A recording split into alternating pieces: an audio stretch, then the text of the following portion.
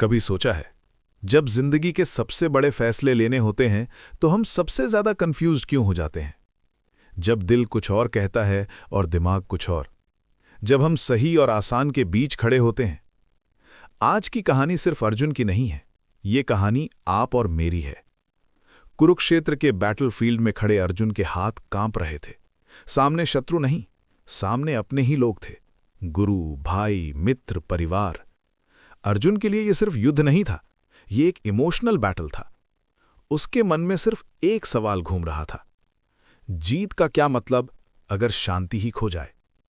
उसकी सांस तेज हो रही थी, आंखों के सामने अंधेरा सा छा गया, और उस पल अर्जुन ने अपना धनुष नीचे रख दिया। और यहीं से भगवद गीता शुरू होती है। श्री कृष्ण, जो तब तक शांत खड़े थे, धीरे से बोले, न गुस्से में, न आदेश के रूप में, बल्कि एक सच्चे मित्र और गुरु की तरह। कृष्ण ने कहा, तुम ये शरीर नहीं हो, तुम आत्मा हो। ये सिर्फ शब्द नहीं थे, ये एक याद दिलाने वाली बात थी। फियर तुम्हारी आइडेंटिटी नहीं है, तुम्हारा डर तुम्हारा सच नहीं है, तुम्हारा सच तुम्हारी शक्ति है। जब हम अपनी असली शक्ति भूल जाते हैं, जब हम अपने अस्तित्व को सिर्फ बॉडी, स्टेटस और सिचुएशंस तक सीमित कर देते हैं, तब डर पैदा होता है। इसलिए न्यू बिगिनिंग का पहला रूल है, फियर को नहीं, फेथ को चूज करो। फिर कृष्ण ने वो बात कही जो सिर्फ अर्जुन के लिए नहीं, पूरी दुनिया के लिए थी। कृष्ण ने कहा, तुम्हारा अधिकार सिर्फ कर्म पर है, फल पर नहीं। इसका मतलब क्या है? इसका मतलब यह नहीं कि तुम मेहनत कम करो। इसका मतलब यह है कि तुम काम करो पूरी ईमानदारी से, पूरी लगन से, पूरे मन से, लेकिन रिजल्ट का बोझ अपने दिल पर मत लो। आज हम स्ट्रेस में इसलिए रहते हैं क्योंकि हम काम से पहले ही रिजल्ट सोच लेते हैं। हम हार के डर से जीना शुरू कर देते हैं। हम प्रोसेस को भूल जाते हैं और सिर्फ आउटकम पे अटक जाते हैं। कृष्ण हमें सिखाते हैं, कर्म करो, चिंता नहीं। फिर अर्जुन ने कहा, कृष्ण, मेरा मन बहुत चंचल है, ये कभी शांत नहीं होता। कृष्ण बोले, जो अपने मन को जीत लेता है वो अपनी जिंदगी जीत लेता है।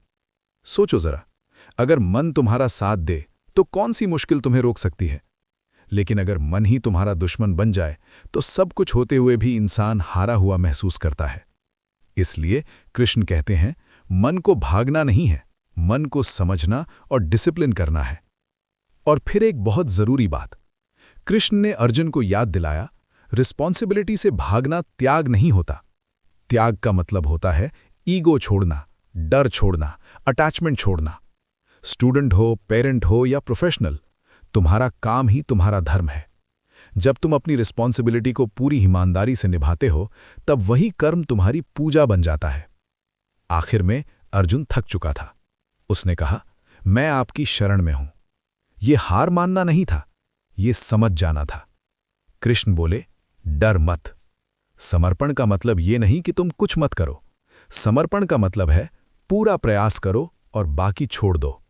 जब तुम अपना बेस्ट देते हो और फिर रिजल्ट को लेकर शांत हो जाते हो, तब जिंदगी अपने आप फ्लो में आ जाती है। इसलिए याद रखो, भगवद गीता वॉर की किताब नहीं, लाइफ मैनुअल है। ये हमें जीना सिखाती है, फैसले लेना सिखाती है, और हर दिन नया बनना सिखाती है। और हर नया दिन, हर सुबह जब आंख खुलती है, एक नई गीता शुरू करने का मौका होता है।